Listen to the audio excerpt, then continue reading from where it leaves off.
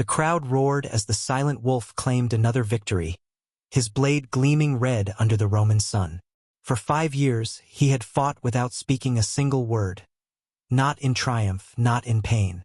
Some believed him mute, others whispered of a divine curse. The emperor valued him for his lethal precision, the people for his mysterious allure.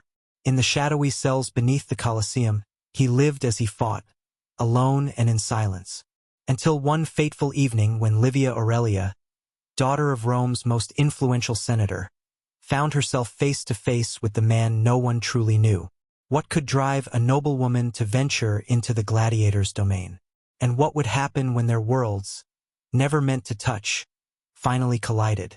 Before we jump back in, tell us where you're tuning in from, and if the story touches you, make sure you're subscribed because tomorrow I've saved something extra special for you. The iron mask came off with a practiced twist of his hands.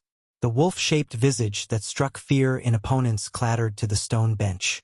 Beneath it was not the face of a monster but of a man. Weathered, scarred, with eyes that held more stories than most libraries in Rome. Marcus Valerius, though no one called him that anymore, ran a calloused hand through sweat-soaked hair. Blood trickled from a shallow cut above his brow, mixing with the crimson already spattered across his chest. None of it was his own. It rarely was. In the dim light of the hypogeum, the labyrinthine chambers beneath the Colosseum, Marcus performed his post-battle ritual. First, the cleansing, wiping away another man's blood with methodical precision. Then, the inspection, checking his body for any injuries that might fester. Finally, the remembrance, closing his eyes to add another face to his mental gallery of the dead. Wolf. The voice belonged to Quintus, the only lanista who addressed him with something resembling respect. Emperor was pleased. Said you gave the crowd what they wanted. Marcus acknowledged him with the barest nod. It was as much response as anyone ever received. Extra ration tonight, Quintus continued, placing a bundle wrapped in cloth beside the mask. Don't let the others see. When Quintus departed, Marcus unwrapped the bundle. Bread still warm. A small wedge of cheese. Luxuries in this underworld of misery and death. 5 years ago, such a meal would have been beneath his notice. Now it was a feast. He ate slowly, savoring each bite. His mind drifted to a time before silence became his refuge. Before betrayal stripped him of rank, name, and voice. The 10th Legion, the Germanic frontier, Commander Marcus Valerius Aquila, respected by his men, feared by enemies, trusted by Rome. Until the night his second-in-command led the betrayal, slaughtering loyal soldiers in their sleep. Until false documents branded him traitor. Until he was stripped of citizenship and condemned to the arena. He had not spoken since the day of his sentencing. Not when they branded him. Not when they trained him to kill for sport. Not when the crowds chanted wolf after his first victory. When he'd torn out his opponent's throat with desperate, animal ferocity. In the corner of his cell sat his one personal possession.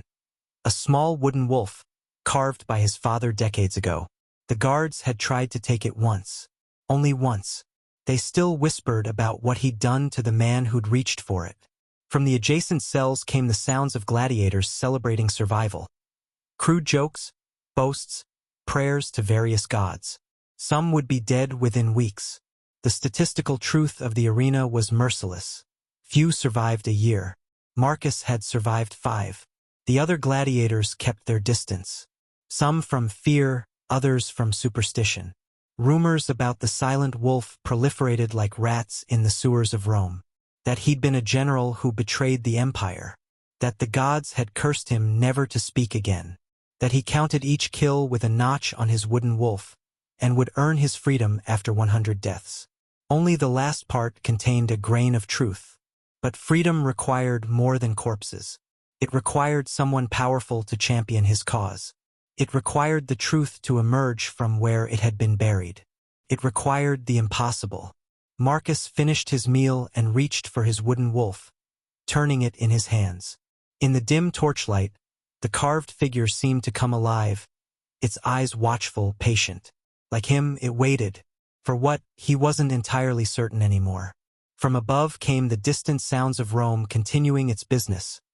merchant calls, chariot wheels on stone, the ever-present pulse of the greatest city in the world. A world that continued without him, a world he observed but no longer participated in. Tomorrow would bring another fight, another opponent, another death. The silent wolf would enter the arena, and the crowd would roar. And Marcus Valerius would remain buried, a ghost haunting his own body, watching through eyes that revealed nothing. He lay back on his thin pallet, wooden wolf clutched in his hand, and closed his eyes. In sleep, sometimes, he remembered the sound of his own voice. The golden senatorial ring glinted on her father's hand as he gestured emphatically, addressing the gathered men in his private atrium. Livia Aurelia observed from behind a marble column, her presence unnoticed by the senators deep in political discourse. "The emperor requires our support in this matter," Senator Gaius Aurelius declared, his voice carrying authority earned through 3 decades in Rome's governing body. "The new taxes will fund not only the games but the expansion of our influence in Britannia." Livia noted how the other men nodded in deference, some genuinely, others with the practiced artifice of Roman politics. Her father's position as the emperor's advisor had elevated their family to the highest echelons of society, a status Livia found simultaneously privileged and confining. "My daughter will serve as hostess for the pre-games banquet," her father continued. "Tribune Cassius has specifically requested her presence."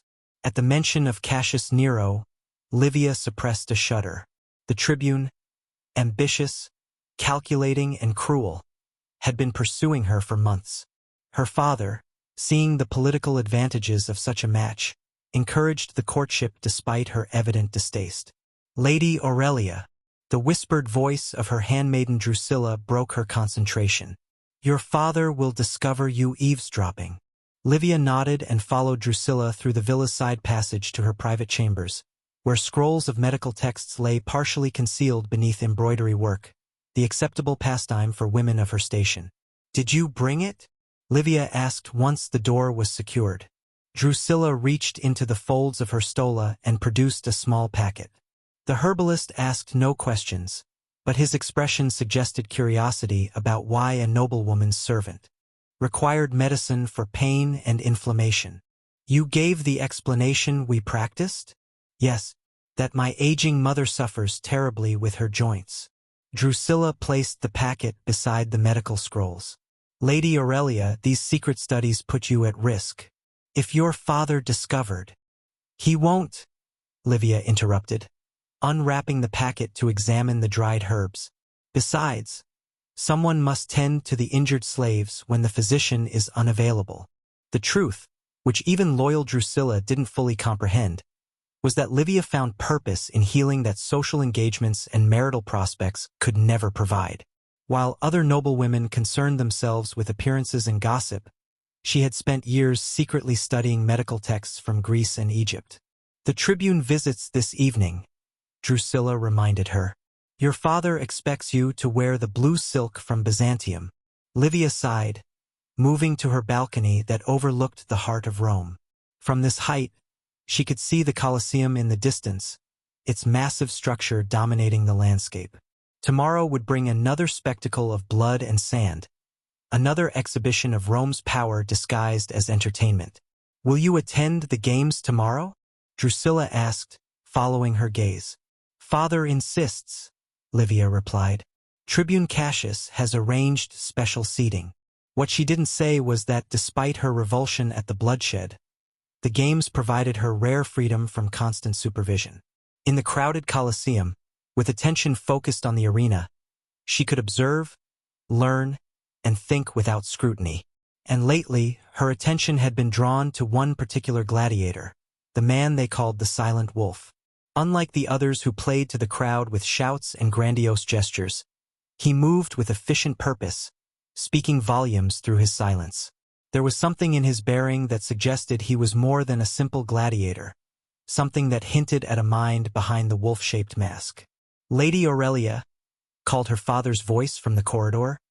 "Are you prepared to receive Tribune Cassius?" Livia quickly covered her medical texts with embroidery. "Yes, father. I'll join you momentarily." As Drusilla helped her change into the blue silk, Livia's thoughts remained with the mysterious gladiator. Tomorrow she would watch him again from the privileged heights of the Colosseum's upper tiers, worlds apart yet connected by an inexplicable thread of fascination. Little did she know how soon those separate worlds would collide. The bronze medical kit felt heavy in Livia's hands as she navigated the shadowy passageways beneath the Colosseum. The afternoon games had ended an hour earlier, but the structure still hummed with activity. Slaves cleaning blood-soaked sand, merchants counting the day's profits, drunken spectators lingering in the upper tiers. Her heart hammered against her ribs. Discovery here would mean disgrace for her family and herself. A senator's daughter had no business in the hypogeum, especially alone. But circumstances had forced her hand. It had begun innocently enough. A routine visit to the games with Tribune Cassius and her father. Then Cassius's wandering hands beneath the cover of his cloak. His whispered suggestions growing increasingly vulgar. When he mentioned their impending betrothal as though already finalized, something in Livia had snapped. She'd feigned sudden illness, not difficult with Cassius's wine-soured breath in her face, and excused herself with Drusilla. But instead of returning home, she'd seized an opportunity. With the crowds dispersing and guards distracted, she'd slipped away from Drusilla and descended into the forbidden underworld of the Colosseum. The medical kit had been waiting in a hidden alcove where Drusilla had placed it earlier, following Livia's instructions without understanding their purpose.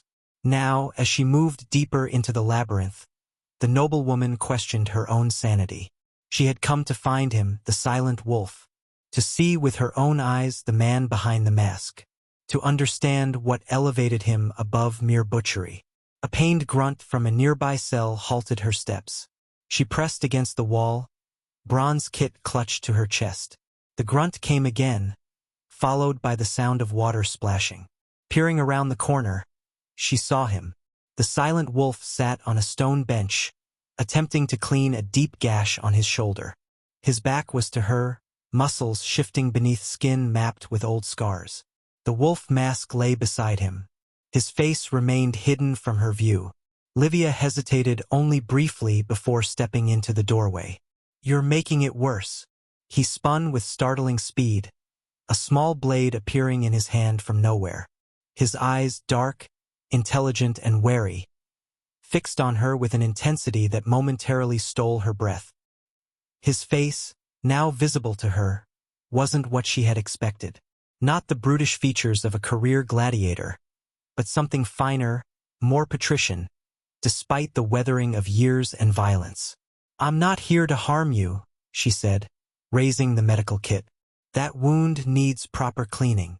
The silent wolf remained motionless, blade steady, expression unreadable. But his eyes assessed her with calculating precision. Her expensive stola, her carefully arranged hair, her hands too smooth for a servant. "I'm a physician," she added, then corrected herself. "That is, I've studied medicine. Unofficially." Still, he didn't move or lower his weapon.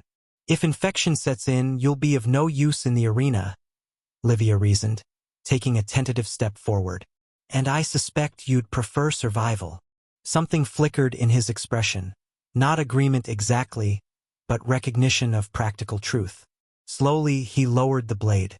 Livia approached cautiously, set down her kit, and opened it to reveal neatly organized implements and remedies. Her hands moved with practiced confidence as she selected a clean cloth and a vial of vinegar solution.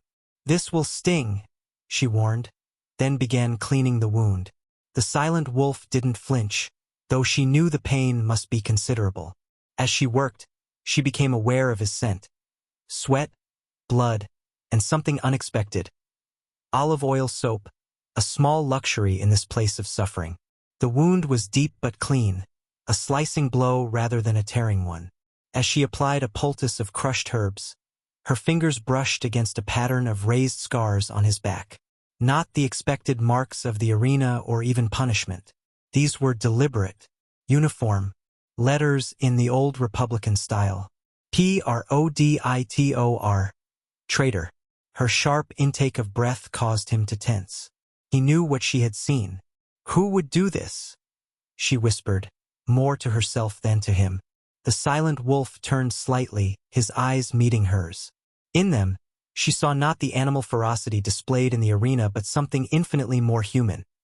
A complex mixture of pride, pain, and buried rage. A sudden commotion echoed down the corridor, guards changing shifts. Livia quickly packed her medical kit. "I must go," she said, rising. "Keep the wound clean. If you can find honey, apply it tomorrow."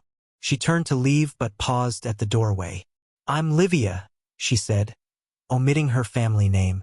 The silent wolf watched her, still saying nothing. But he inclined his head in the barest acknowledgement.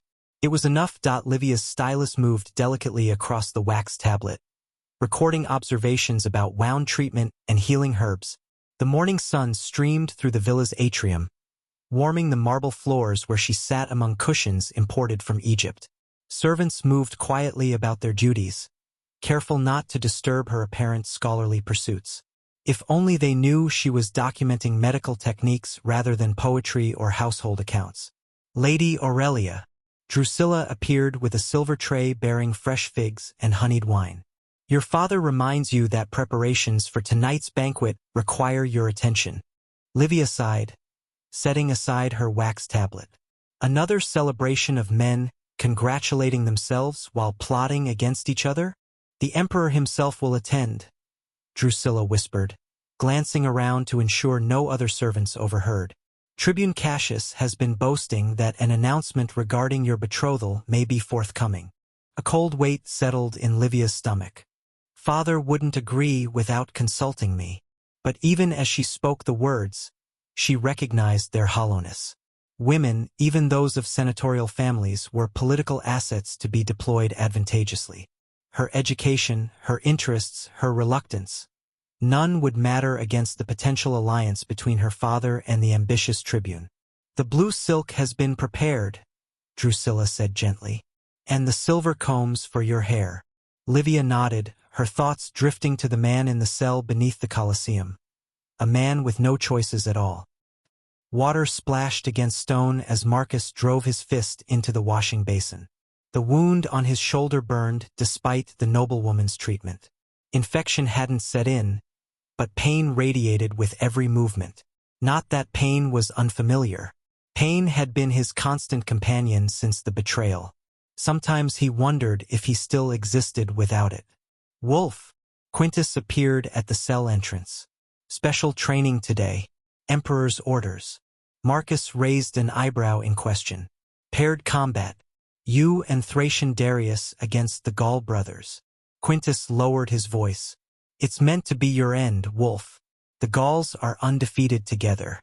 And Darius hates you more than he fears death." Of course he did. Marcus had nearly killed Darius in a training dispute months earlier. Only Quintus's intervention had prevented it, not out of compassion, but because skilled gladiators were valuable property. Marcus nodded once, acknowledging both the information and the implied warning. Quintus was the closest thing to an ally he had in this underworld. Not a friend, friendship was impossible here, but a man who followed his own code of honor in a place largely devoid of it. As Quintus left, Marcus reached for his wooden wolf carving, turning it in his scarred hands. His mind returned unbidden to the noblewoman, Livia, her unexpected appearance, her skilled hands, her eyes that looked at him not as property or entertainment, but as a man deserving treatment. Foolishness. The worlds they inhabited might as well be separate planets. Whatever impulse had brought her to his cell would not overcome the realities that divided them. The grand banquet hall of Senator Aurelius's villa blazed with 100 oil lamps. Garlands of spring flowers adorned columns, while musicians played softly in the background. Senators and their wives reclined on dining couches, attended by silent slaves who anticipated their every need. At the central table, Emperor Commodus held court, his handsome features animated as he described his latest participation in the games. "The lion came at me like this," he demonstrated with a sweeping gesture that nearly upset his wine cup. "But I stepped aside, just so, and my thrust went straight to its heart." Appreciative murmurs rippled through the gathering. No one dared suggest that the wild beast had likely been half-starved and drugged before the emperor faced it. Livia maintained a pleasant smile while her mind wandered. Beside her, Tribune Cassius placed his hand possessively on her arm. "You seem distracted tonight, my dear," he murmured. "Perhaps anticipating our announcement?" "I wasn't aware there was anything to announce," she replied carefully. Cassius smiled, revealing teeth too perfect to be natural. "Your father and I have reached an understanding. The emperor himself approves the match. How fortunate I am to have my future decided by 3 men without my input," Livia said, keeping her tone light while her eyes flashed warning. "Spirited," Cassius chuckled. "I shall enjoy tempering that fire." As conversations and politics swirled around her, Livia's thoughts returned to the hypogeum and its silent inhabitant. A man with no voice yet somehow more dignity than all these powerful men combined. 3 weeks had passed since their first encounter. 3 weeks of carefully orchestrated visits that required elaborate deceptions, precise timing, and the kind of focus that made Livia feel more alive than she had in years. "Lady Aurelia visits the Temple of Minerva with remarkable devotion lately," observed her father one morning as she prepared to leave. "I seek wisdom in these uncertain times," Livia replied, the lie now practiced and smooth on her tongue. In truth, she would go to the temple briefly, just long enough to be seen by the right people. Then Drusilla would create a diversion, and Livia would slip away through back alleys to the Colosseum. Today, her medical kit contained fresh honey from Attica, renowned for its healing properties, and a small amphora of watered wine, better than the sour swill given to gladiators. Also hidden in her stola was bread made with fine wheat flour, not the rough bran used for slaves and fighters. The route to his cell had become familiar. The guards' rotation patterns, the quietest times, the shadows deep enough to conceal her passage, all committed to memory. Still, each journey carried risk. Discovery would mean disgrace at best, punishment at worst. Yet she continued.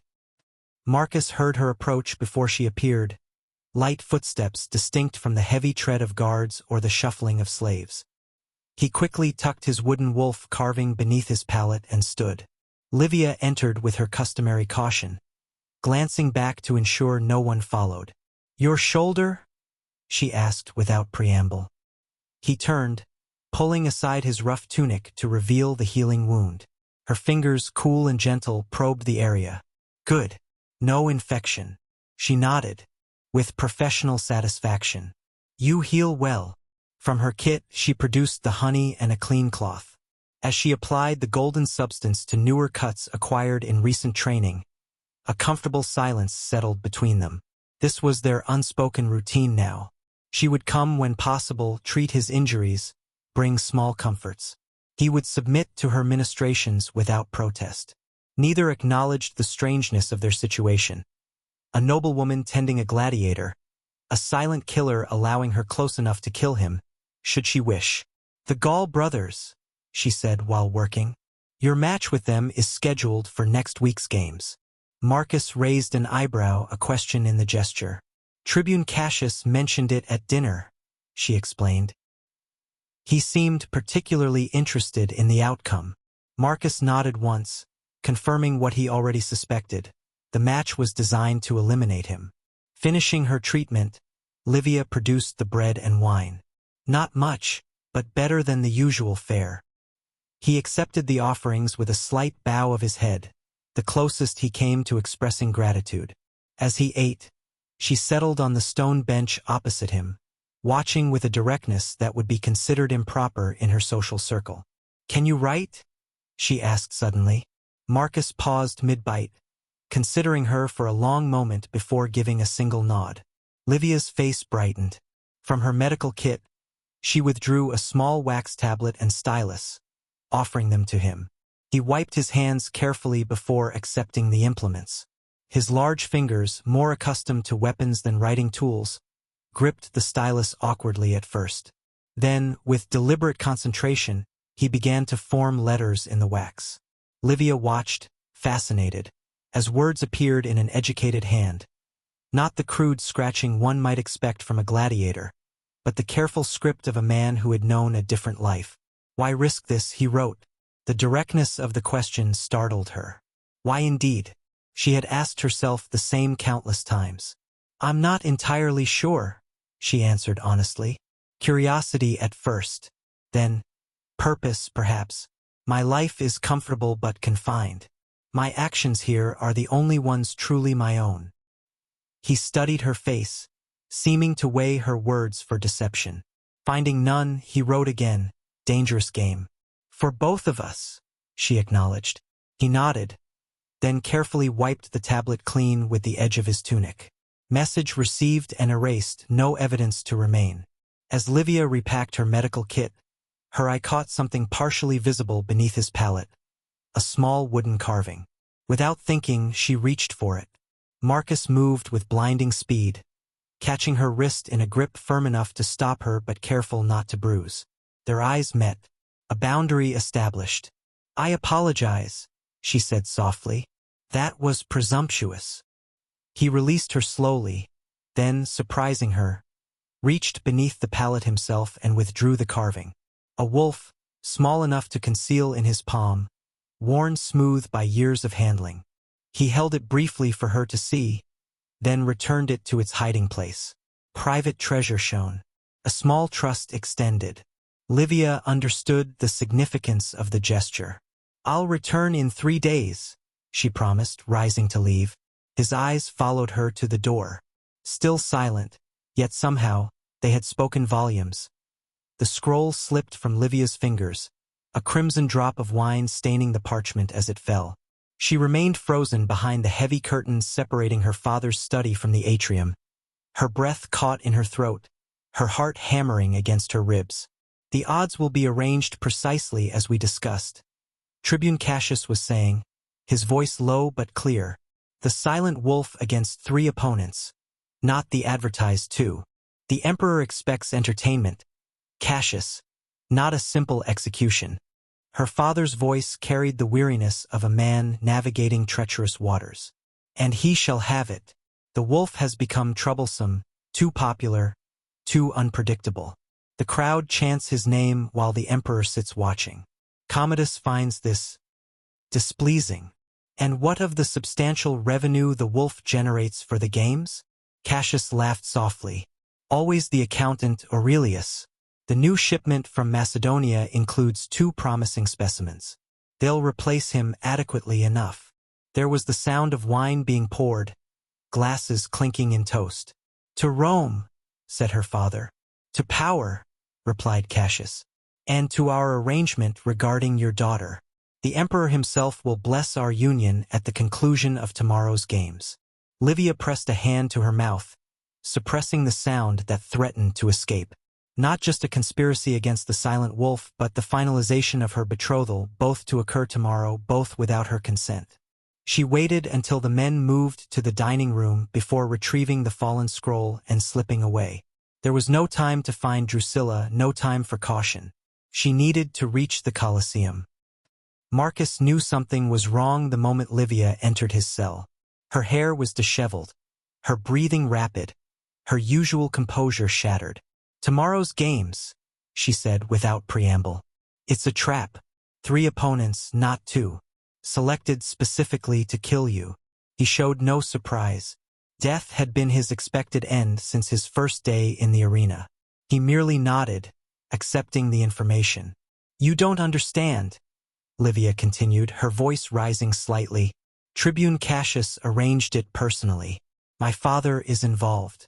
The Emperor wants you eliminated because the crowd favors you too much. Marcus reached for the wax tablet they now kept hidden in his cell. Thank you for the warning, he wrote. That's all. Livia's eyes widened in disbelief. You're just going to accept this? He wrote again. What alternative exists? Escape. Tonight. The words tumbled out before she could consider their implications. Marcus shook his head firmly, then wrote, Asterisk guards. Walls. Certain death. Asterisk. Not with help, Livia insisted. I know passages used by the beast handlers. I have access to my father's seal to pass the city gates. He studied her with an intensity that made her flush. Why risk everything for a gladiator? The question hung between them, demanding an answer she herself didn't fully understand. "Because it's wrong," she finally said. "Because you were something else before this place. Because—" She stopped, unable to articulate the connection she felt to this silent man. Marcus stood and paced the small confines of his cell, his expression troubled. Finally, he returned to the tablet. "Too dangerous for you." "I'm already in danger," she countered. "Tomorrow after the games, my betrothal to Cassius will be announced. The same man who plots your death plans to make me his wife." Something flashed in Marcus's eyes. A sudden fire quickly banked. He gripped the stylus so tightly it nearly snapped in his fingers as he wrote, "Some fate's worse than death. Then help me avoid mine, and I'll help you avoid yours." Livia stepped closer, urgency in every line of her body. "Please." Marcus stared at her for a long moment. Then he did something that shook her more profoundly than any words could have. He spoke. "Marcus Valerius Aquila." His voice was rough from disuse, barely above a whisper, but clear. "Former commander, 10th Legion. Not wolf, not gladiator. That is who would accept your help." Livia gasped, her hand flying to her mouth. "You can speak." "Yes." His words came slowly, as if each required effort to form. "Have chosen not to, until now." "Why now?" she whispered. "Because you offer not just escape from death," he said, "but return to life. Dangerous for both. Impossible, perhaps. But if attempted—" He paused, seeming to gather both strength and resolve.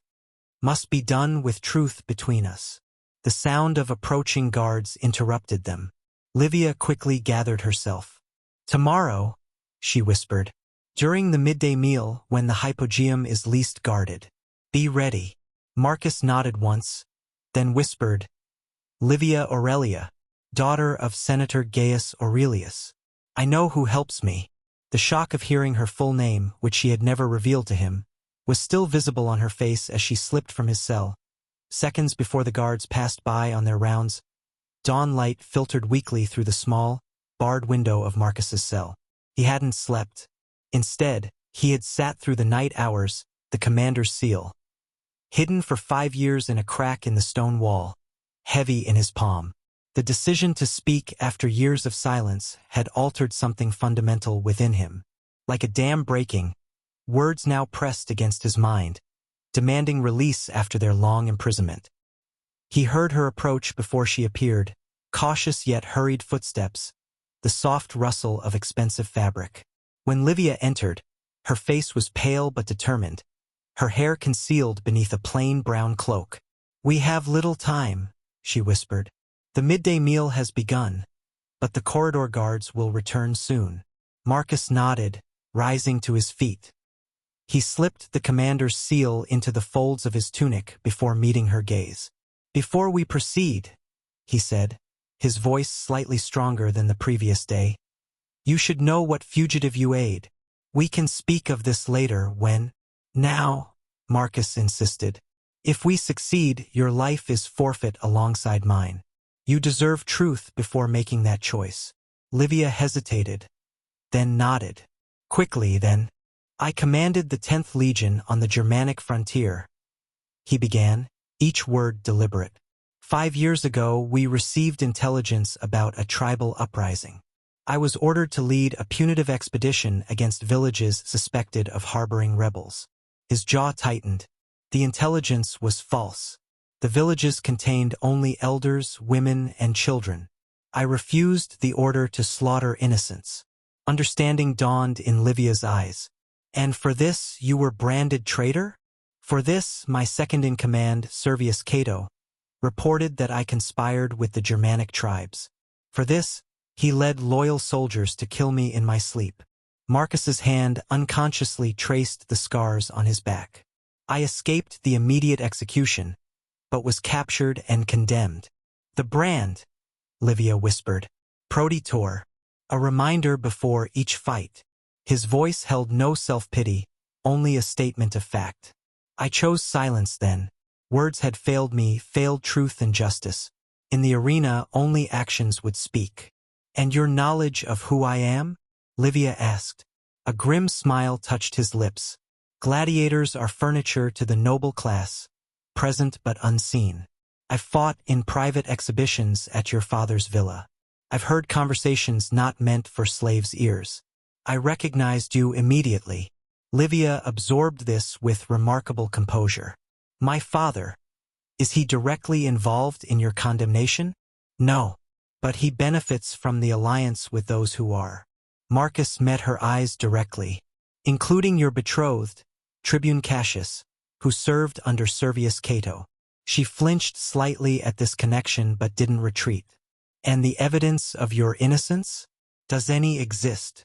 Marcus opened his hand, revealing the commander's seal. This proves my identity. And in a villa near Capua, hidden beneath the floor of what was once my family home, lies a document with the original orders, and my written refusal on grounds of honor and Roman law. Livia stared at the seal, its significance settling over her. You've had this all along. Why not attempt escape before now? Escape to what end? A hunted man with no allies, no resources. He shook his head. I needed evidence, connections, and purpose beyond mere survival. His eyes held hers. Now, perhaps I have all three. The distant sound of laughter, guards returning early, interrupted them. Livia tensed. We must go now, she urged. The beast handler's tunnel leads to the outer service entrance. From there, we make our way to the Ostian Gate. I have my father's documentation authorizing travel to our coastal villa. Marcus tucked the seal away. And if we're stopped? Then we face execution together, she said simply. Is that not the risk of any battle worth fighting? Something shifted in Marcus's expression. A recognition, a respect that transcended their different worlds. Follow me, Livia whispered, moving toward the door. And whatever happens, no more silence between us. Marcus nodded, following the noblewoman who had somehow become his ally, his voice, and perhaps something more. No more silence, he agreed. Together they slipped into the shadows of the hypogeum, fugitives in a city that would soon be hunting them both. 3 days after their escape, Livia arranged dried flowers in a specific pattern on the windowsill of a modest insula apartment in the Subura district. The coded message would inform Drusilla that they remained safe and required additional supplies. The apartment belonged to Quintus's widowed sister, a practical woman who asked no questions when her brother arrived with 2 strangers and a purse of silver. Quintus himself had proven an unexpected ally, having recognized Marcus years ago but kept the knowledge to himself. Tribune Cassius has offered a substantial reward for information, said Livia, stepping away from the window. My father has publicly disowned me as abducted, rather than admit I left willingly. Marcus nodded, his expression grim. He sat at a small table, plotting routes on a crude map of the region. The gladiator's tunic had been replaced by simple merchant's clothing, his distinctive frame disguised by a slightly stooped posture and a merchant's cap pulled low. Drusilla confirms your villa in Capua remains unwatched, Livia continued. The evidence may still be retrievable. The journey is too dangerous for you, Marcus replied, his voice growing stronger with each day of use. I should go alone. With what resources? Livia challenged. With what documentation when stopped at checkpoints? We've discussed this. Their eyes met in a silent battle of wills, one that had played out repeatedly since their escape. Neither accustomed to yielding, both fiercely protective of the other for reasons neither fully articulated. A knock at the door, 3 quick taps, pause, 2 more, interrupted their standoff. Livia moved to answer it, a small knife concealed in the folds of her plain dress, while Marcus positioned himself behind the door, ready to intercept any threat. It was Drusilla, her face partly concealed by a market woman's hood. Lady, she whispered, embracing Livia briefly before entering. She acknowledged Marcus with a respectful nod, her initial fear of the gladiator having evolved into cautious acceptance. From her market basket, Drusilla produced bread, cheese, and, most importantly, documents sealed with the Senate's mark. Travel permissions, she explained, and news you must hear. The Emperor has moved the Grand Games forward by a week. He makes a special announcement that day. What announcement? Livia asked. None know for certain, but rumors suggest military action against the Germanic tribes. Drusilla's eyes flicked to Marcus. Tribune Cassius leads the expedition. Marcus's face hardened. History repeats. Another punitive action against villages. There's more, Drusilla continued. Your father argued against this in the Senate. Publicly questioned the intelligence reports. His position is now precarious. Livia absorbed this with surprise. Father opposed Cassius? Vehemently. Some whisper he does so out of shame for your abduction. Others that he's finally examining Cassius's motivations more carefully. The implications settled over them. Senator Aurelius, perhaps unwittingly, had become their potential ally. The dynamic of their conspiracy had shifted. When do you meet your contact in the Praetorian Guard? Livia asked Marcus. Tonight. If he's trustworthy, we'll have information about the garrison changes along the route to Capua. Drusilla looked alarmed. You trust a Praetorian? He served under me in the 10th, Marcus explained. Lost an arm in the same campaign that led to my downfall. The guard was his only option afterward. And if he betrays you? Marcus's smile held no warmth. Then I die as a soldier rather than a beast in the arena. After Drusilla departed with another coded message for potential allies, Livia moved to the table where Marcus had resumed studying the map. Teach me, she said, sitting across from him. He looked up, questioning. Self-defense, she clarified.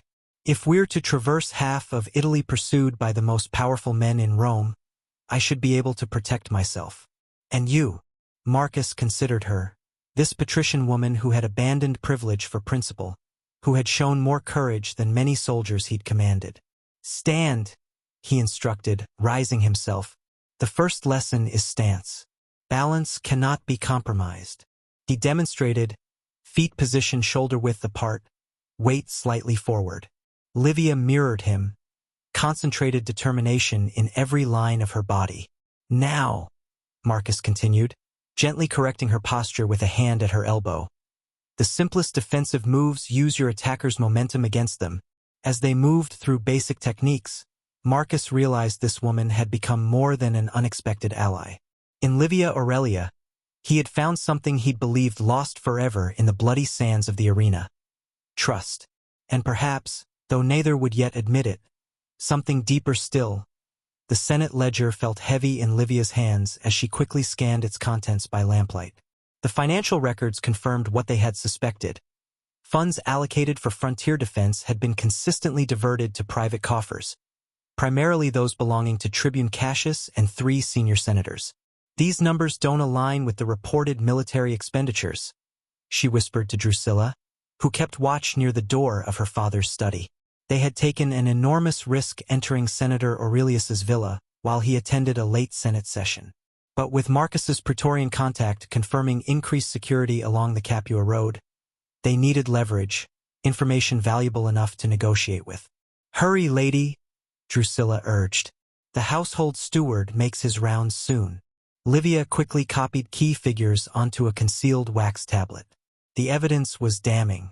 Not only had funds been embezzled, but these same men had invested heavily in the gladiatorial schools and exotic animal imports for the arena. Businesses that thrived on the continued warfare that supplied new slaves.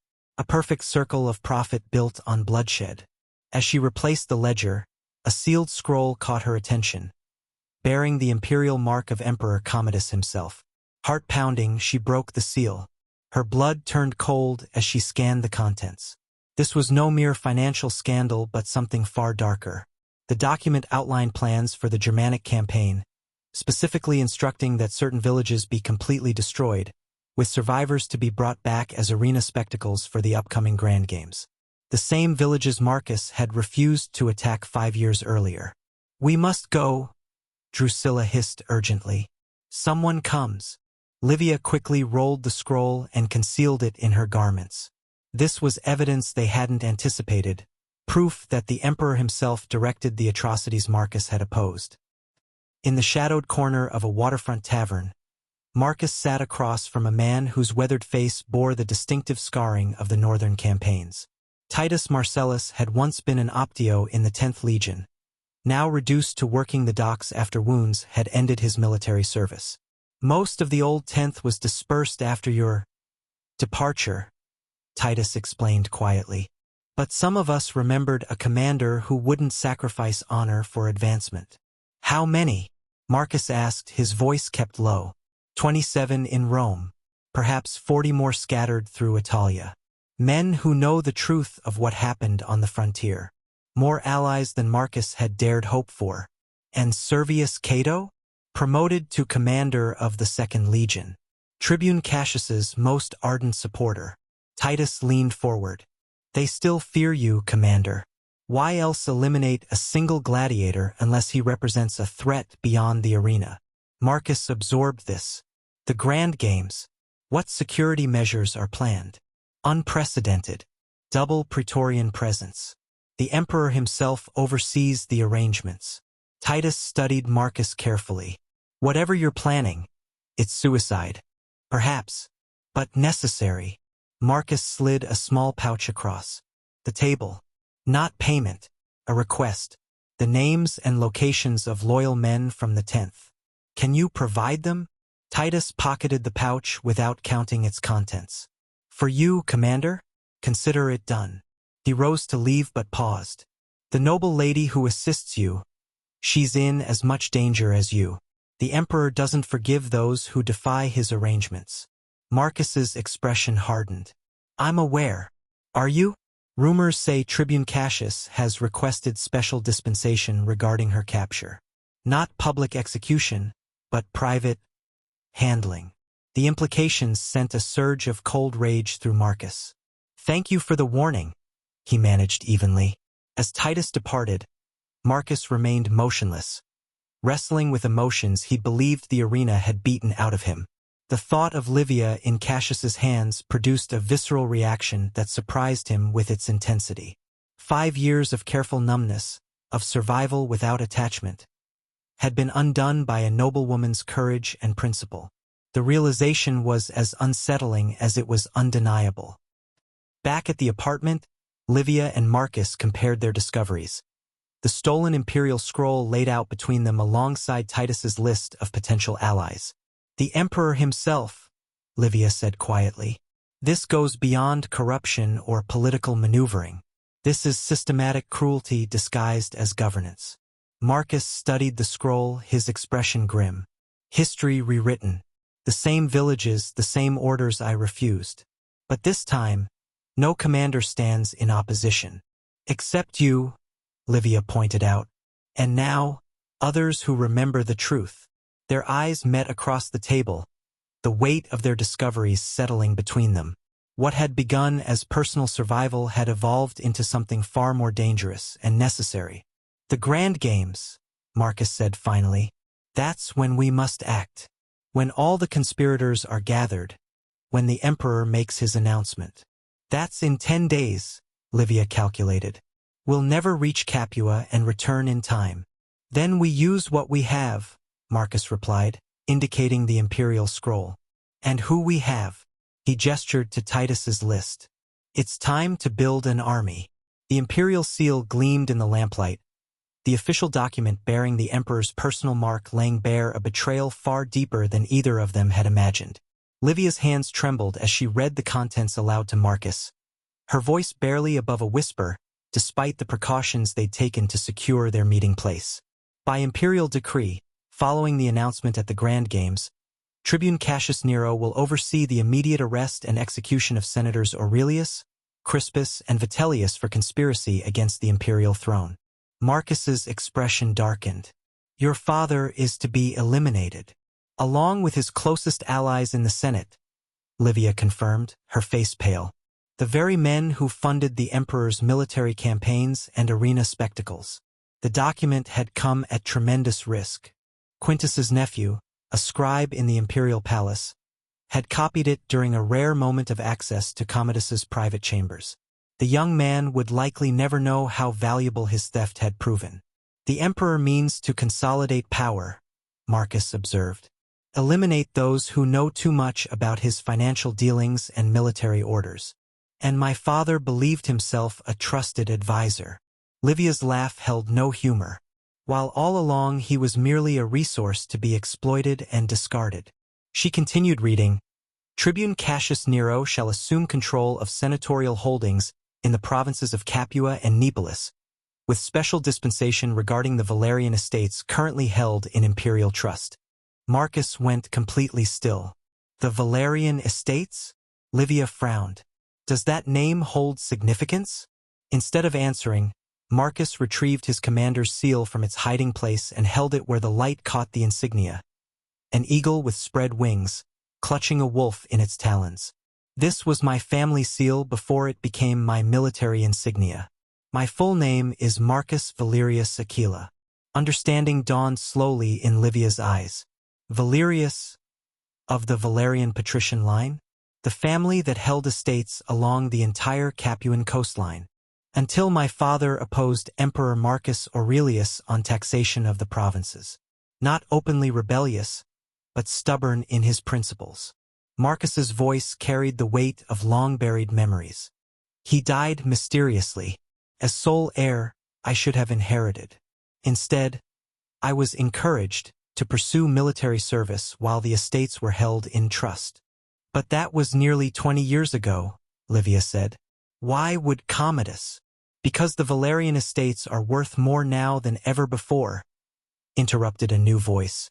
Both turned sharply to find Senator Aurelius standing in the doorway, flanked by Drusilla, whose apologetic expression conveyed volumes. Father, Livia gasped, instinctively moving to shield Marcus. The senator raised his hands in a placating gesture. If I meant to betray you, I would have brought guards, not a single servant. How did you find us? Marcus demanded, his body tense, ready for combat. I've known for 3 days. Drusilla is loyal to my daughter, but the household steward reports to me. Senator Aurelius regarded Marcus with calculating eyes. So the Silent Wolf is actually the last of the Valerian line. That explains much, including why I was condemned on false charges, why my military career was destroyed. Marcus's voice held dangerous restraint, including why Commodus fears you more than any gladiator, the senator corrected. The Valerian estates contain something far more valuable than olives and vineyards. Something discovered only recently during construction of the emperor's new summer palace. What? Livia pressed. Gold. An unprecedented vein running through the limestone hills, potentially enough to fund an imperial treasury for decades. Senator Aurelius moved further into the room, closing the door behind him. Commodus kept the discovery secret, planning to announce it after eliminating anyone with legitimate claim to the land. Marcus absorbed this revelation with growing comprehension. So my military disgrace, my condemnation to the arena, was never about your refusal of orders, the senator finished. That was merely convenient pretext. The emperor needed you eliminated or permanently disgraced. A gladiator cannot hold property or make legal claims to inheritance. Livia turned to her father, suspicion evident in her stance. Why tell us this? Why come alone? Senator Aurelius smiled grimly. Because I've just discovered I'm a dead man walking. Because my daughter has shown more courage than I have in a lifetime of political maneuvering. And because he reached into his toga and withdrew a rolled document with a broken seal. I have something you need. He placed it on the table. The original land grant to the Valerian family, signed by Emperor Hadrian himself. The only document that supersedes all subsequent imperial claims. Marcus stared at the ancient parchment, then at the senator. You've had this all along? Insurance, Aurelius admitted. Against the day when Rome's leadership became truly corrupt. I believe that day has arrived. He looked between them, his expression resolute. Now, shall we discuss how to survive the Grand Games? The key to the hypogeum felt cold against Livia's palm as she concealed it within the folds of her stola. 3 days had passed since her father's unexpected alliance, and their plan had evolved from desperate escape to calculated confrontation. You understand the risk, Marcus said, his voice low as they stood in the pre-dawn shadows of the Subura apartment. If they suspect deception, they won't, Livia interrupted. Tribune Cassius's pride ensures it. He believes I'll come willingly to spare my father public disgrace. Senator Aurelius had arranged the message himself. His disgraced daughter seeking reconciliation and forgiveness, offering to return to her family's protection and honor the betrothal to Tribune Cassius. A surrender too enticing for their enemies to question. Once inside the villa, Marcus continued, his expression tense, you'll be under constant surveillance. The exchange of the key. During the pre-game banquet, Livia confirmed. When Cassius is distracted by the Emperor's attention, Drusilla will create a diversion, and I'll pass the key to Quintus. The hypogeum key, a simple iron implement with elaborate teeth, would unlock the service entrance to the underground passages of the Colosseum. The same passages where they had first spoken, now the centerpiece of their desperate gambit. And if Quintus fails? The question came from Senator Aurelius, who stood by the window, watching the street below for signs of surveillance. Then I implement the second approach, Marcus answered. His eyes met Livia's, conveying what remained unspoken, that failure meant death for them all. Livia stepped closer to Marcus, her voice pitched for his ears alone. 3 days. Remember your promise. His jaw tightened as he nodded. The promise had been extracted after hours of argument, that if she were discovered, if torture seemed inevitable, he would proceed with the plan rather than attempt a rescue that would doom them all. A promise he had no intention of keeping. It's time, Senator Aurelius announced. Moving from the window, he embraced his daughter with uncharacteristic emotion. You've shown me what true Roman virtue means, Livia. Whatever happens, know that I am proud. She blinked back unexpected tears. Save such sentiments for after our success, father.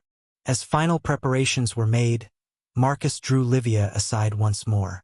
From within his tunic, he withdrew a small object, a delicate ceremonial dagger with an ornate handle. Quintus acquired it, he explained, pressing it into her hand. Small enough to conceal, sharp enough to.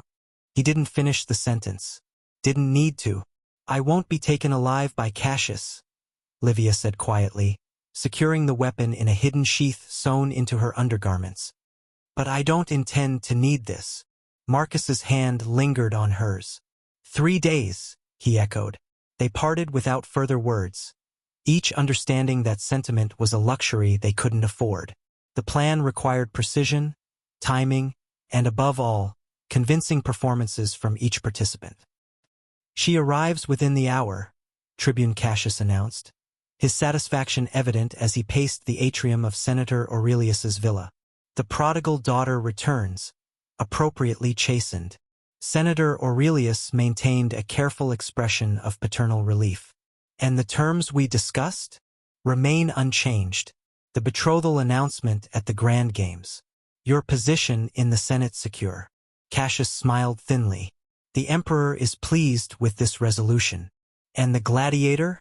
The one who abducted her. Still at large but of diminishing concern. Without your daughter's protection, he's merely another fugitive. The Praetorians will find him eventually. Senator Aurelius nodded, offering wine to his future son-in-law while silently calculating how many of the Praetorian officers had already been approached by former soldiers of the 10th Legion. How many had learned that their own commander planned to sacrifice them in the coming Germanic campaign, just as he had betrayed his former comrades. To resolution, the senator toasted. To power, Cassius responded, echoing their previous toast with unconscious irony. Neither man noticed Quintus moving quietly through the servants' entrance, his eyes carefully noting guard positions and protocols. Neither observed the small scroll passed to Drusilla as she arranged flowers for the mistress's return.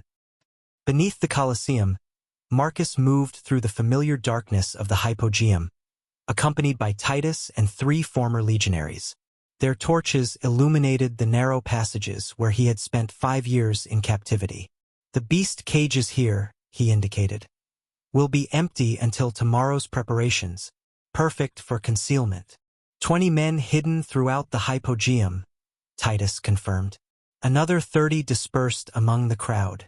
The remaining 15 positioned at the exits. And the Praetorians we've turned? 8 confirmed. 3 in the Emperor's personal guard. Marcus nodded, his mind on Livia entering the viper's nest above them. Every instinct screamed to protect her, to abandon the plan and extract her immediately. But success required discipline, timing, and trust. 3 days, he murmured, touching the wolf carving now suspended from a leather cord around his neck. Then we end this, one way or another. The ceremonial dagger lay concealed beneath Livia's pillow, its presence both comfort and reminder of what awaited should their plan fail. 2 days had passed since her surrender to Cassius, 2 days of carefully measured words and feigned submission. The grand games would begin tomorrow, culminating in the Emperor's announcement and their desperate gambit. A soft knock preceded Drusilla's entrance. The handmaiden carried evening garments, but her eyes conveyed a different message. Once the door was secured, she whispered, "Quintus delivered the key successfully. Marcus sends word that all positions are secured." Relief washed through Livia, though her expression remained neutral. "And my father?" "Meeting with the trusted senators now. 7 have pledged support. 7 out of nearly 300. Not overwhelming odds, but these were men of influence with their own networks of clients and supporters. More importantly, they commanded respect among the Praetorian officers who had begun questioning Tribune Cassius's leadership. The betrothal gown arrived, Drusilla continued, at normal volume in case of listening ears. Tribune Cassius selected it personally. She displayed an elaborate creation of blue silk adorned with gold thread. "How considerate," Livia replied with practiced appreciation. "Please thank him for his generosity when next you see him." Once alone again, Livia retrieved a small scroll hidden within her cosmetics case. Marcus's handwriting, precise and military, detailed the final sequence of their plan. She read it once more, committing each element to memory before destroying it in the small oil lamp beside her bed. Tomorrow. Everything hinged on tomorrow. In the cramped space beneath a disused beast cage, Marcus reviewed their preparations with Titus and Quintus. The smell of damp stone and old blood permeated the air, a familiar backdrop to their whispered council of war. "The signal comes when the Emperor rises to make his announcement," Marcus confirmed. "Not before." Titus nodded. "The men are positioned. Former 10th Legion members will identify themselves with red cords at their belts." "And the evidence?" Quintus asked. Marcus patted the document case secured inside his tunic. The original land grant, the imperial scroll ordering the executions, and the Senate ledger copies. All will be presented publicly. "Assuming we live that long," Titus remarked dryly. The grim humor drew tight smiles from the others. They were soldiers planning a battlefield maneuver with clear-eyed acknowledgement of the odds. "There's one final preparation," Marcus said, producing a small clay pot sealed with wax. "For Livia. Can you ensure Drusilla receives this tonight?" Quintus accepted the container with raised eyebrows. "Poison." "A precaution," Marcus corrected. "Livia knows how to use it. The simple herb mixture, properly applied, would induce symptoms resembling severe stomach illness. Painful but not life-threatening. An emergency measure should Livia need immediate extraction from the imperial box before the plan commenced." As his companions left to complete their assignments, Marcus remained alone in the shadowed hypogeum. He withdrew the wooden wolf carving, turning it in his hands as he had countless times during his years of imprisonment. Tomorrow it would end. His silence, his disgrace, his quest for justice. One way or another. Senator Aurelius studied the 7 men assembled in his private study, allies bound by the discovery of their planned executions. Men who had once competed for power and influence now united by the instinct for survival. "The evidence is irrefutable," Senator Crispus stated, examining the copied documents. "Commodus plans to eliminate us all. And Tribune Cassius appears to be his chosen instrument," added Senator Vitellius, "rewarded with our confiscated properties and positions. The question remains, Senator Aurelius interjected. Whether we have sufficient support among the Praetorians and the public, Commodus cultivates the mob's affection with his games and spectacles. Which is why we strike during the grand games themselves, Crispus reasoned. When the evidence can be presented before the assembled masses, when his betrayal becomes public knowledge. The discussion continued late into the night, strategy refined and contingencies established. Dawn would bring the culmination of their planning, and the greatest risk any of them had ever undertaken. In her chambers, Livia received the clay pot from Drusilla with understanding. Another precaution, another recognition of the danger she faced. As moonlight filtered through her window, she removed the ceremonial dagger from beneath her pillow, testing its weight and balance as Marcus had taught her. 3 days of basic combat training couldn't make her a warrior, but perhaps enough to create a crucial moment's advantage. She thought of Marcus, hidden somewhere beneath the Colosseum where they had first met. The silent wolf who had found his voice again. The commander reclaiming his honor. The man who had, somehow, become essential to her in ways she couldn't fully articulate. Tomorrow, she whispered to the night, a prayer and a promise in one word. The emperor's proclamation had been displayed in the forum since dawn, its ornate lettering announcing the day's spectacular events culminating in a momentous imperial decree to secure Rome's future. Crowds had begun gathering outside the Colosseum hours before the scheduled opening, the anticipation palpable as vendors hawked food, wine, and commemorative tokens. Inside the imperial box, slaves made final preparations, arranging cushions, testing the mechanical canopy that would shield the emperor from sun, positioning the ceremonial objects that would feature in the day's announcement. Among them moved Drusilla, assigned to attend Livia during the games, carefully noting every detail while appearing to simply perform her duties. Beneath the massive structure, in the torchlit labyrinth of the hypogeum, Marcus donned the armor of a Praetorian guard, provided by Titus and his growing network of allied soldiers. The disguise would position him near the imperial box when the moment came, a calculated risk that placed him in the heart of danger. Final count, Titus reported, his voice low. 68 former legionaries positioned throughout the Colosseum. 17 Praetorians sympathetic to our cause. 9 senators with their personal guards informed and ready. And the opposition? Marcus asked, adjusting the unfamiliar helmet. 30 dedicated Praetorians in the emperor's personal guard. Perhaps 100 more throughout the structure, though many will hesitate to act without clear orders. Titus hesitated. And an unknown number of gladiators held in reserve, apparently for a special demonstration. Marcus nodded grimly. Gladiators trained to kill on command, potentially former comrades who knew nothing of the day's true purpose. Another complication in an already precarious plan. The documents? He verified. Titus patted a leather satchel secured to his belt. Duplicates distributed to all senior conspirators. If one fails, others will present the evidence.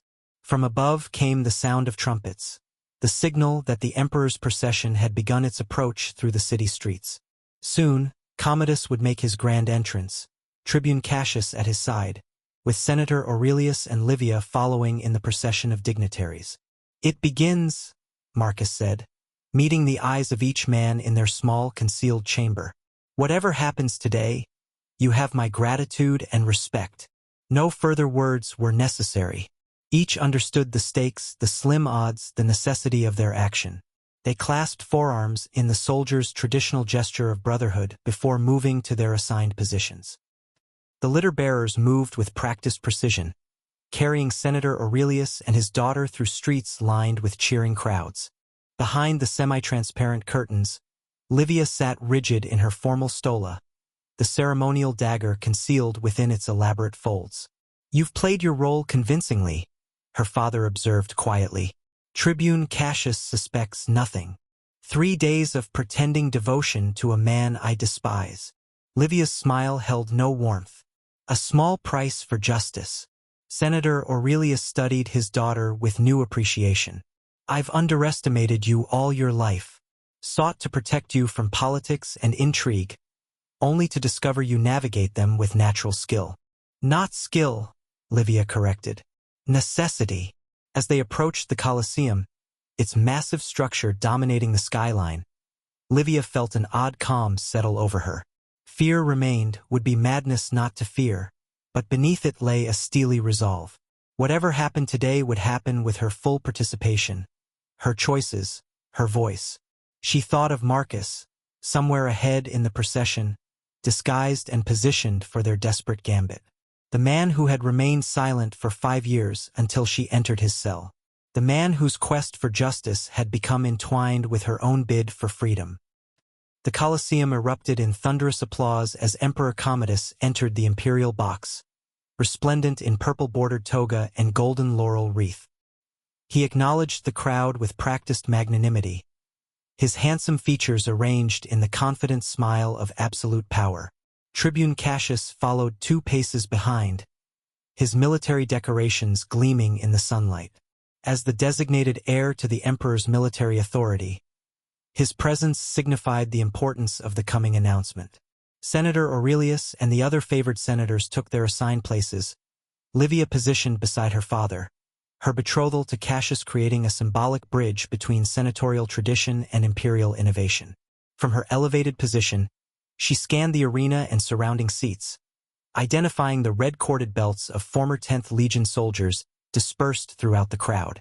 The first events began: chariot races, exotic animal displays, skilled archers demonstrating impossible shots, each carefully choreographed to build anticipation for the emperor's grand announcement. From his position among the Praetorian guards flanking the imperial box, Marcus watched Livia, noting the almost imperceptible signal as she adjusted her stola. Confirmation that all remained according to plan. His hand tightened on his sword hilt, body tense with readiness. The moment approached when silence would end, when truth would finally speak with the full volume of public revelation. That a handful of bloody sand slipped through Marcus's fingers as he knelt beside a fallen gladiator, one of the preliminary combatants whose death served as mere prelude to the day's main spectacle. The disguised commander had descended to the arena floor during the brief intermission, ostensibly to inspect the condition of the sand before the emperor's special presentation. "It's time," Titus murmured, appearing beside him in matching Praetorian armor. "Quintus has released the reserves. The men are in position." Marcus nodded, brushing the crimson-stained grains from his palm. How many lives had this sand absorbed? How many more would it claim today? He straightened, scanning the imperial box where Livia sat rigid beside Tribune Cassius, her face a composed mask that revealed nothing of their plans. Trumpets blared, signaling the beginning of the emperor's special combat demonstration. Commodus rose, his voice carrying across the suddenly hushed arena. "Citizens of Rome, before our momentous announcement, witness a spectacle of justice long delayed." He gestured grandly toward the main gates. "Behold the punishment of traitors." The massive doors swung open, revealing a group of chained men, Germanic tribesmen by their dress, gaunt and battered from captivity. Marcus recognized their markings with a surge of rage. These were representatives of the very villages he had refused to massacre 5 years earlier. "These barbarians plotted against Rome," Commodus continued. "Today, they face our justice in honorable combat against our finest warriors." The crowd roared its approval, bloodlust drowning any whisper of compassion.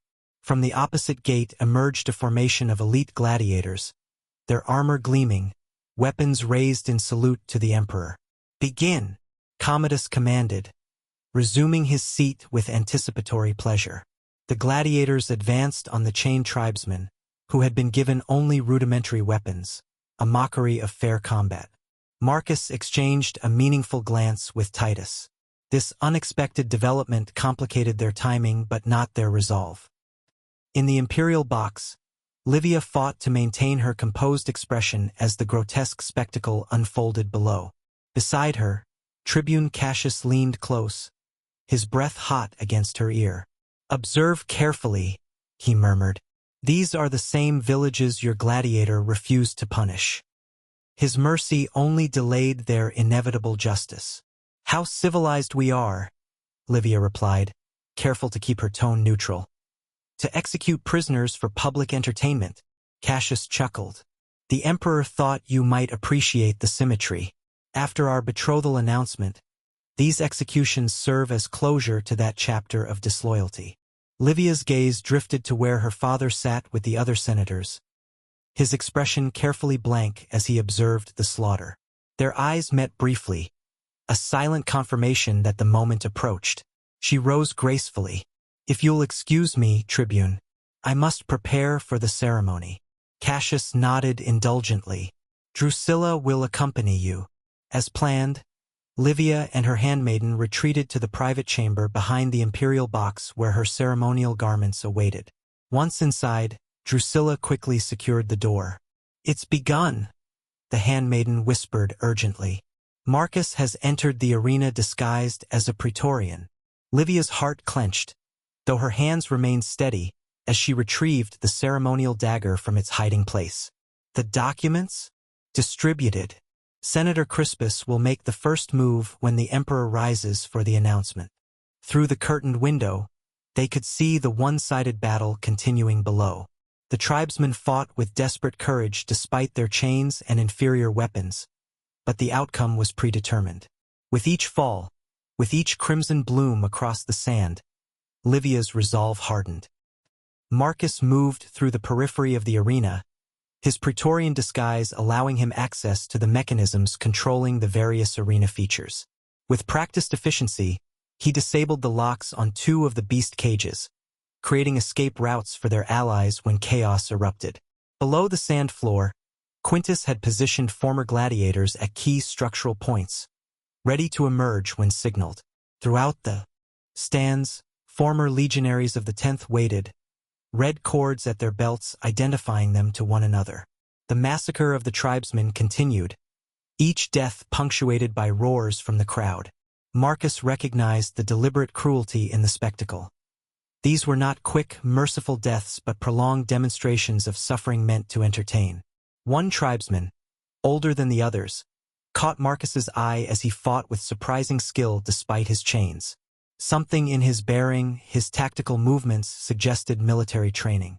As the man turned to face another attacker, Marcus glimpsed the distinctive scarring on his upper arm, the mark of a Germanic chieftain. With sudden clarity, Marcus understood. This was no random selection of villagers. These were the very leaders he had negotiated with 5 years ago instead of slaughtering their people. Men who had trusted his word as a Roman commander. Men who had been betrayed after all, just delayed. The realization crystallized his purpose beyond personal vindication. This was about a fundamental choice between 2 visions of Rome, one built on honor and justice, another on cruelty and spectacle. The final tribesman fell. The sand drank his blood as it had countless others. Marcus gripped his sword hilt, eyes meeting Titus's across the arena. The signal passed between them, amplified by subtle gestures to their positioned allies. It was time. The iron chains clattered to the sand as Marcus cast them aside. For 5 years, these symbolic restraints had bound him to silence and servitude. Now, standing in the center of the Colosseum arena, he removed the Praetorian helmet and faced the imperial box directly. A murmur rippled through the crowd as recognition dawned. The Silent Wolf, Rome's most notorious gladiator, standing unshackled and armed among the bodies of the fallen tribesmen. Emperor Commodus rose from his seat, confusion giving way to anger. "Seize him," he commanded the nearest guards. But as the Praetorians moved to obey, a remarkable thing happened. Throughout the stands, men with red cords at their belts stood in unison. Former soldiers of the 10th Legion, positioned strategically throughout the Colosseum, creating islands of resistance amid the startled spectators. Marcus raised his sword, not in threat but in salute, the formal acknowledgement of a Roman officer. "People of Rome," his voice, unused for years except in recent whispers, carried with surprising strength across the suddenly hushed arena. "I am Marcus Valerius Aquila, commander of the 10th Legion Fretensis, falsely condemned for refusing an illegal order to massacre innocent civilians." The crowd's reaction transformed from confusion to fascination. The Silent Wolf was speaking, a miracle in itself. Even the emperor momentarily froze, unprepared for this development. The men who lie dead before you, Marcus continued, gesturing to the slain tribesmen, were peaceful village leaders with whom Rome had treaties. Their execution today continues a pattern of dishonor that stains the glory of our empire. Tribune Cassius recovered first, drawing his ceremonial sword. The traitor speaks lies. Guards, kill him immediately. But the Praetorians hesitated, uncertain which orders to follow as more red-corded soldiers revealed themselves, creating a protective formation around Marcus. In the preparation chamber behind the imperial box, Livia heard Marcus's voice ring out across the arena. The moment had arrived. Drusilla helped her secure a small vial within easy reach of her hand, then unlocked the chamber door. "May the gods protect you, lady," the handmaiden whispered. Livia stepped back into the imperial box just as chaos erupted. Tribune Cassius was shouting orders, the emperor was demanding explanations, and her father stood with several senior senators, moving purposefully toward Commodus with documents in hand. "What madness is this?" Cassius demanded, seeing Livia return. "Did you know of this treachery?" "I know of many treacheries," Livia replied calmly, "including the planned execution of my father and his colleagues after today's announcements." Cassius's expression confirmed her words without need for response. His hand moved to grasp her arm, fingers digging painfully into her flesh. "You will remain silent, or—" In one fluid motion, Livia extracted the vial and splashed its contents into Cassius's eyes. The tribune howled, releasing her as the mixture of vinegar and certain herbs, painful but not permanently damaging, temporarily blinded him. "Guards!" Cassius screamed, staggering backward. "Seize her!" But the nearest Praetorians were already engaged with Senator Aurelius's personal guards, who had moved to protect the senators now confronting the emperor. "These documents prove the corruption and planned treachery," Senator Crispus declared, holding up the imperial scroll for the crowd to witness. Emperor Commodus ordered the execution of loyal senators while embezzling funds meant for Rome's armies. The accusation echoed across the Colosseum, amplified by strategically positioned men who repeated it throughout the stands. Confusion transformed into angry murmurs as the spectacle they had come to enjoy evolved into something unprecedented. A public accusation against the emperor himself. Marcus seized the momentum, directing his former soldiers to secure key exit points while he fought his way toward the imperial box. Years in the arena had honed his combat skills to lethal perfection, allowing him to disable rather than kill the loyal Praetorians who opposed him. "People of Rome," he called out again, "for 5 years I have been silent, but today truth demands a voice. The emperor has betrayed Rome's honor for personal gain. The evidence is now presented before you by your own senators." From the beast cages emerged Quintus and the allied gladiators, forming a second front that further divided the emperor's forces. The rebellion was unfolding with the precise coordination of a military operation, exactly as Marcus had planned it. Across the arena, Marcus spotted a familiar figure moving through the chaos, Servius Cato, his former second-in-command, the man who had betrayed him 5 years earlier. Their eyes met across the distance, recognition and hatred flaring simultaneously. Cato drew his sword and began cutting a path directly toward Marcus, personal vengeance apparently outweighing any strategic considerations. The man who had engineered Marcus's downfall was coming to finish what he had started. As they closed the distance between them, Marcus noted the insignia on Cato's armor. He had been promoted to commander of the Praetorian Guard, the emperor's most trusted military position. "Traitor!" Cato called out as they circled each other in a momentary clearing amid the chaos. "You should have died in Germania. The only traitor here is the man who ordered the slaughter of innocents." Marcus replied, his voice steady. "The man who betrayed his commander and his oath to Rome." Their swords met with a clash that seemed to crystallize the larger conflict surrounding them. Honor against expedience, truth against power, justice against corruption. All personified in two commanders whose paths had diverged 5 years earlier over a fundamental question of what Rome truly represented. The citizen's toga felt strange against Marcus's skin after years of rough gladiatorial garments. Yet as he stood in the imperial box, surrounded by senators and former soldiers of the 10th, The white will symbolize something profound: his reclaimed identity, his restored status as a Roman citizen. Emperor Commodus had been disarmed but remained defiant, his handsome features contorted with rage as he was restrained by his own praetorians, men who had chosen Rome over personal loyalty. "This is treason," Commodus spat. "I am Rome.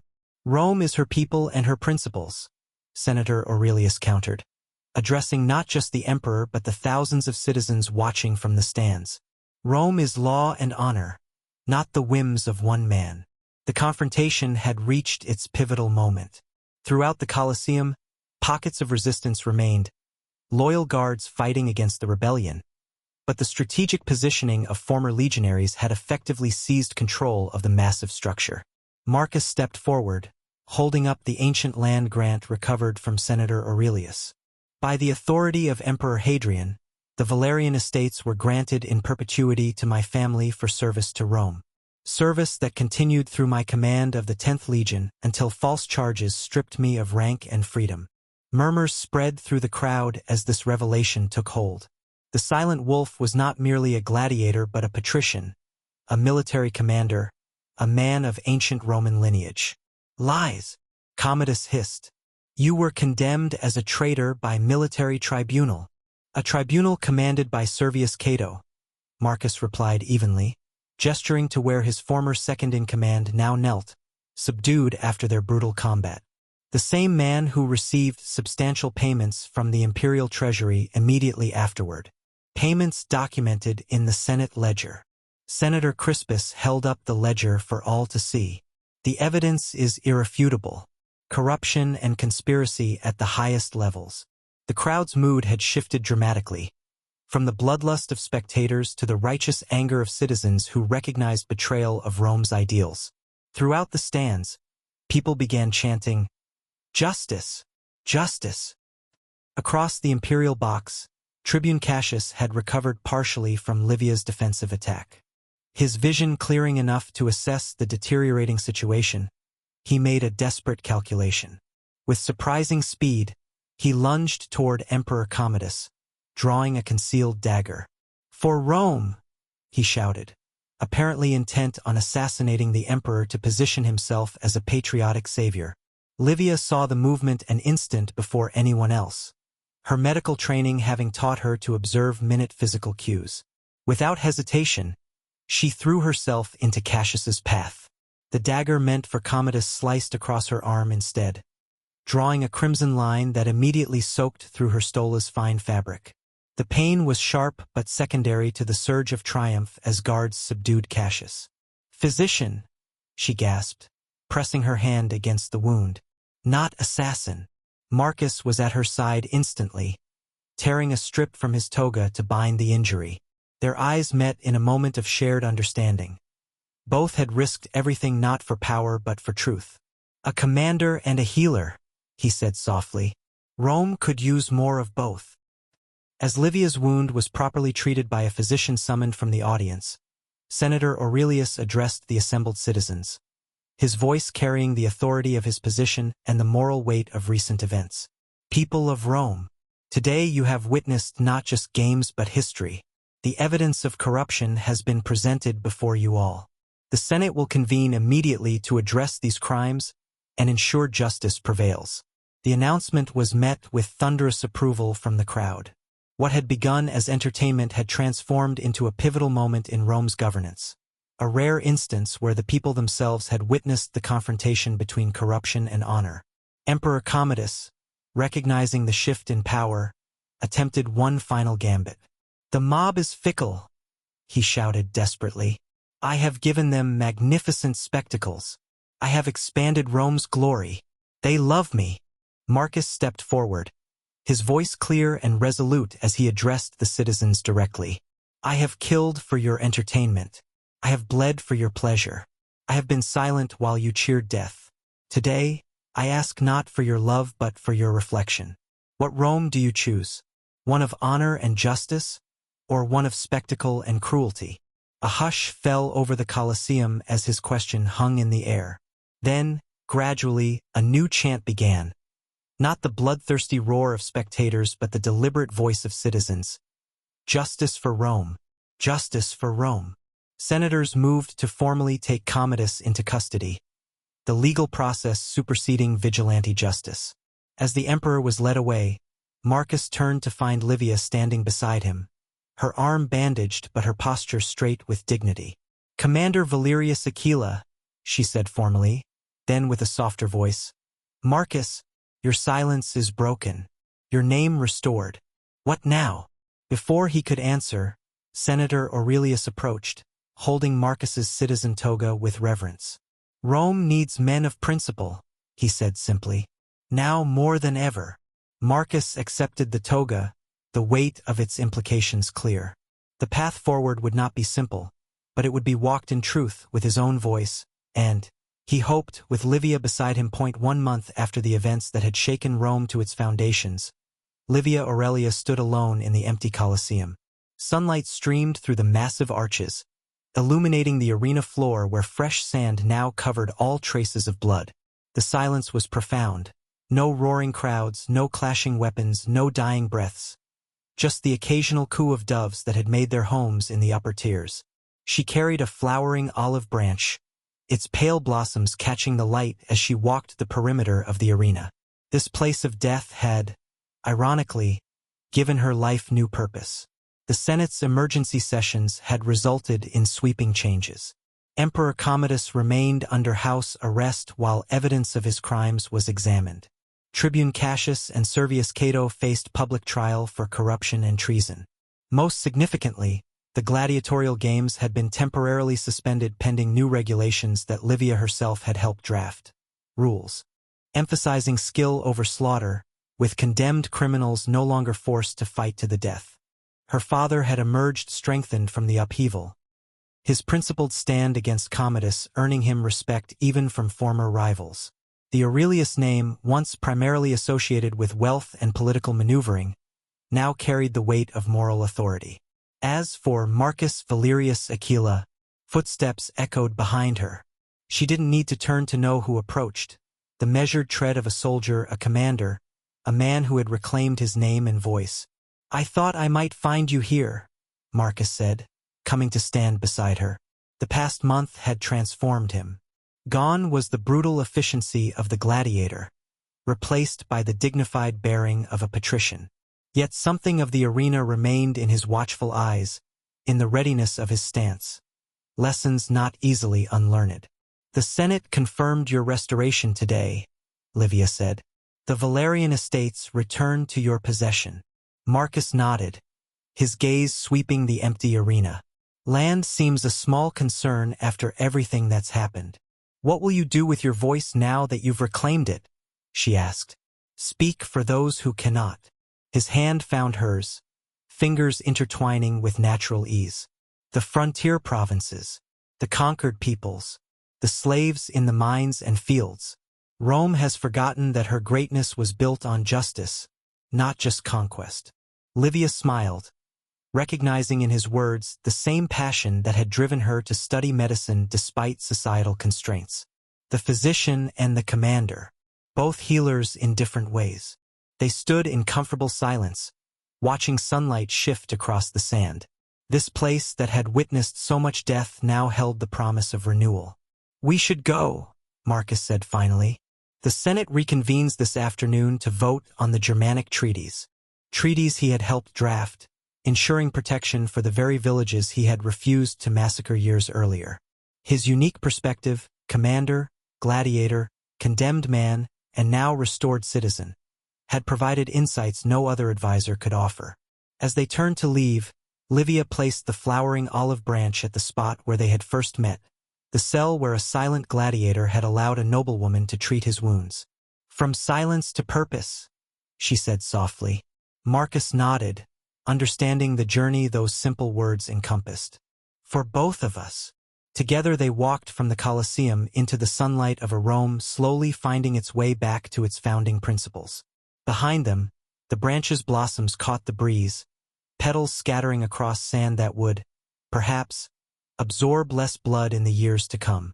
The silent wolf had found his voice, and in doing so had helped Rome remember hers.